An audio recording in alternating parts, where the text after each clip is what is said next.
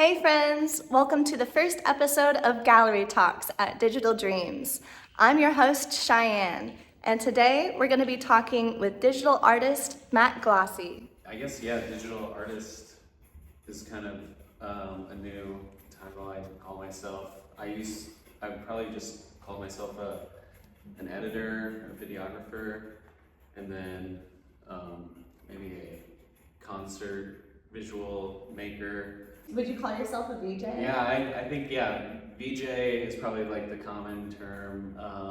Maybe live visual artist, if you want to make it fancier. How would you describe VJing to somebody? Yeah, so it's similar to DJ. So VJ, I think it's like a play on that. It could be like video jockey. So when I play, it's most of the time I'm following the lead of the musician, the DJ, and just throwing in clips, loops, and effects live to the music, to the beat. How long have you been doing this? I think I've been doing this for about a year and a half. I've been editing video about 5 years and doing videography for about 4 years. And so DJing I started last January.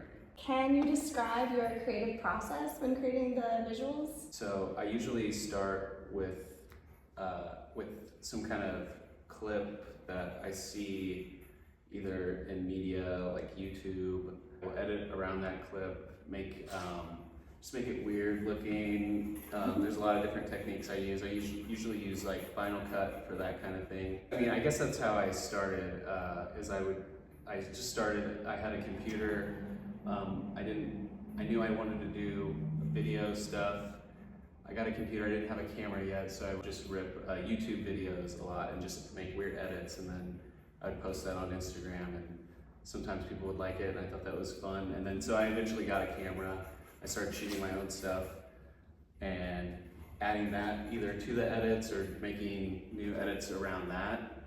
And so I kind of over those 5 years, just making weird stuff, I built a library of stuff that not many people had seen. So then after I decided to get into live visuals, I had just all this content, and I have new ways of now changing that content. So I'll have even my piece right there, it started about 5 years ago, pretty much a raw clip of the swimmers which is Starlight Parade. I just had some raw edits clipped to the music, and now since I learned Resolume, I did a lot of effects with that. I've done effects now with an analog setup that I put together using an old Panasonic mixer, and then using some CRT effects. So it's all just kind of evolved from editing to actually making a visual, and then now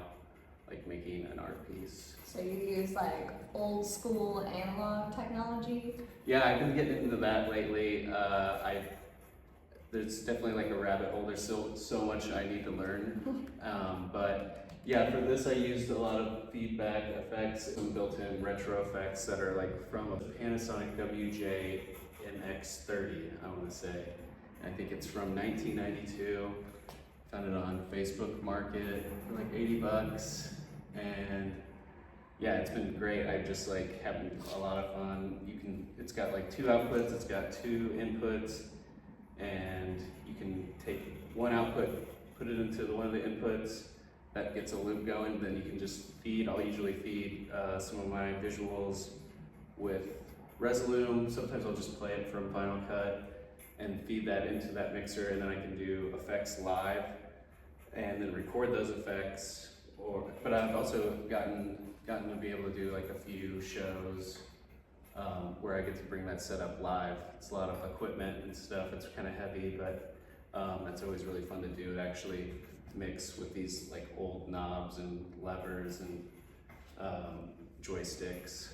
What inspires you when creating these visuals? Do you draw inspiration from music, art, or personal experiences? A lot of the stuff I do, I like to put something that kind of a little bit, maybe a nostalgia or just some kind of like recognizable image. Even if like you hadn't seen it before, you could maybe see that it was from something else. I can find like cool like starter images in like commercials or like infomercials, and then I've like tried to get into a lot of like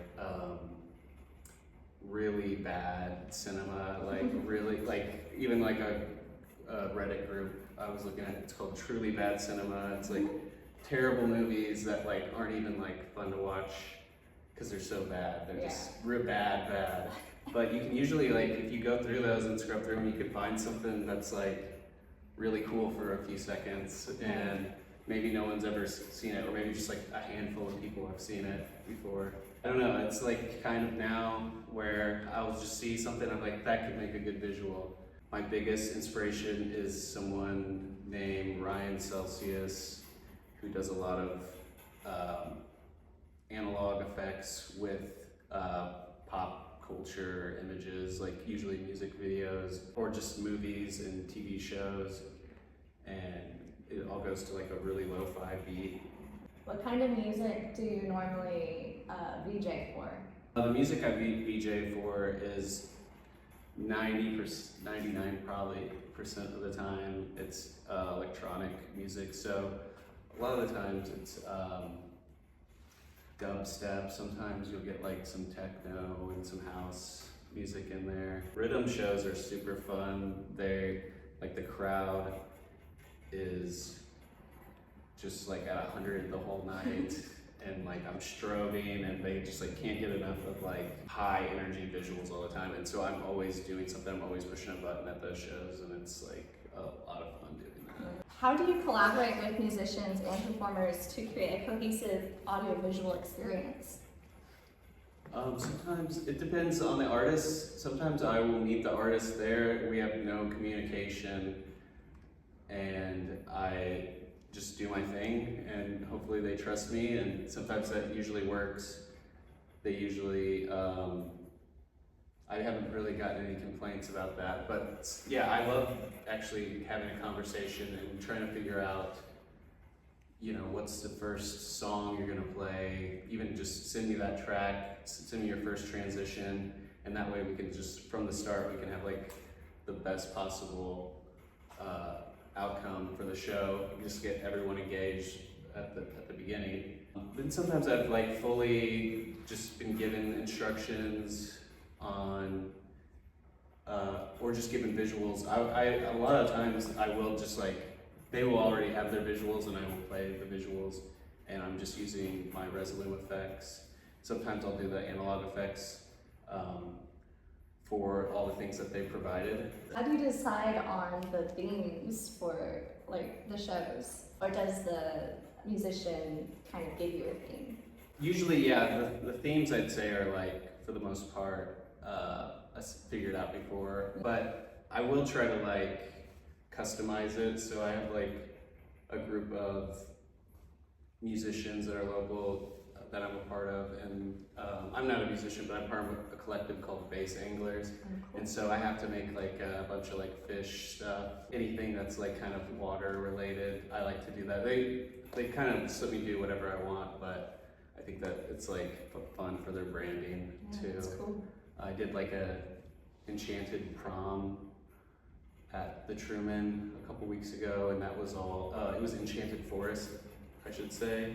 And so we made a bunch of forest themed visuals, mushrooms, trees, critters. What tools and software do you use to create the visuals? Software, I use Final Cut primarily as like a starter, and that will either, I'll take a clip that I've ripped from somewhere or a clip that I've shot, and I'll start from there, and I'll do like the basic editing, get like about as much time as I want on it. And then Resolume, sometimes I'll do that next. They can all kind of go out of order, but Resolume is the DJ software, and I can run effects through that, record that, then bring it back into Final Cut, make some more adjustments. So in hardware, I'm usually using a MIDI controller when I'm using Resolume, And then now I have the Panasonic WJ MX30 mixer. I have a couple other mixers. Sometimes I'll run stuff through that just to give it some other looks. Sometimes I'll use a CRT television, use a dirty mixer, which is pretty easy to make if you're ever interested in doing some CRT visuals. Just record it with an old TV, and you can go on YouTube, probably like buy the parts for less than $5 and put it together. Is a CRT TV like literally like one of those box, like old? Yeah, I think CRT, I want to say cathode ray tube. Yeah. So they have like a big old tube in the back. They're kind of dangerous too. You don't really want to work on them unless you know what you're doing, because they can explode, I think. And sometimes I'll use that, and I can use my camera. I'll point that at the TV, and then you can pick up some pixels and weird effects like that. I'm always trying to just figure out new techniques. You're using like old equipment, but like new techniques to create, like in the realist way, nostalgic looking visuals. Yeah, exactly. I think the techniques are kind of actually like mix well with the content that I have. Because I've always tried to mimic the nostalgic looks and try to mimic the grainy looks, and it's tough to do with like some plugins. You can get pretty close, but the real thing makes it look so much better. So if you can get some fake stuff and then like put it through the real thing, it even looks crazier and a little bit more, just extreme. And that's so cool. I love the look. Can you share an example of a particularly memorable collaboration and what made it special? Probably my favorite was actually just getting started VJing my friend Brian Weller. He goes by Buck Norris in the dubstep community, and we were just hanging out. I think we were gonna watch the Chiefs game, and he said, "Hey, I've been like DJing a lot lately." I was like, "Oh, that's crazy. I've been like kind of trying to do this VJ thing," and we just went over there. He started DJing. I started like put up a little projector, and we had a couple buddies there, and they're just kind of like losing their minds, and we were also just so surprised like how well it was going, and since then we've like improved so much, and we got to play a bunch of shows together. But that was before anyone booked us, and I think I remember meeting Brian the first time. He was just like, "Hey, you want this sticker, this decal?" And it was for this pretty successful dubstep duo named Truth, and I was like, "Oh, that's really cool," and I put it like on my window. And then about a couple months ago we got to play together. He opened up for Truth, and I did the visuals, and it was like, wow, this is really crazy that we were just like fucking around in your room, and just like a year ago. It was a cool moment for sure. So we made some, I think we still on YouTube, we have that mixtape that we recorded at that time, a little like visual mixtape, and I sometimes look back at it and be like, oh, that's not that, I can do a lot better now, but I still love it. I feel like that's every artist though. Every artist looks back on their first works and they're like, what was I thinking? Do you do VJing full time, or do you have some other job on the side? I work at a hospital. I'm a lab tech at a hospital, and I've been doing this part time. And I now work for a company. They're called Loud Production. They're based out of Lawrence in Kansas City, and they've gotten me a lot of gigs. A lot of the times I'll get gigs on my own. Sometimes when I started, I was just I would almost probably pay people money to get a gig, and I finally got my first gig. I think I got my first gig, I kind of like sandwiched it in there because I was a videographer, and I think that's like how I've gotten to be able to reach people, is I was already plugged into the scene as a videographer there. And so I said, I will do video for you, but will you also like let me VJ too? it's great to like be able to show that people, first of all, like get to see my art, and I get to watch them see my art, like, and then get paid for it is just really cool. It's such a blessing. Do you see yourself doing it full time in the future potentially? Yeah, Is that the dream? I think that's definitely the goal. I think on my bucket list, I would love to tour. It'd be great to, you know, tour with somebody, maybe like a DJ who is on a big tour and they need somebody to run their visuals or make content for that tour. But I would also just like to, you know, bring my own content and just have a bunch of dates where I could show up and just VJ. That would be like the best. Like I do like working production. If I can VJ without having to build a big LED wall first, like that would be kind of fun too. What advice would you give to someone aspiring to VJ, like just starting out? I would say, I think if you're really into VJing, as long as you're coming up with your own content, I think that's really going to put you, it's going to make you stand out and get you jobs.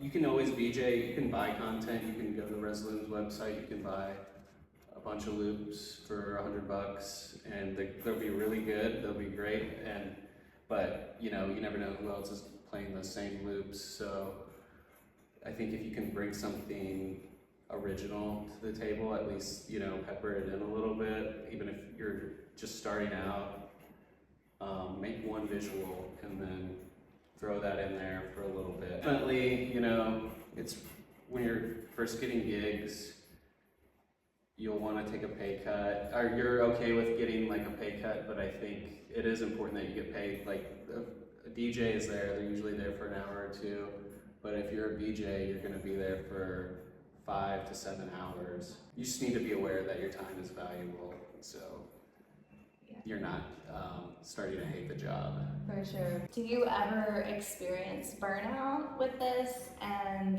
like, how do you avoid that? Like, how do you navigate staying creative? And I've definitely experienced burnout, and you know, if you're tired, you've been working all day, and then you have to run a 7-hour show, and your eyes are tired, you're definitely, you know, not going to be as into it in the moment. But I think if you're constantly creating and you bring something new to try out, then it's going to get you excited a little bit. You know, you get a video of it, just kind of see how the reaction of it is.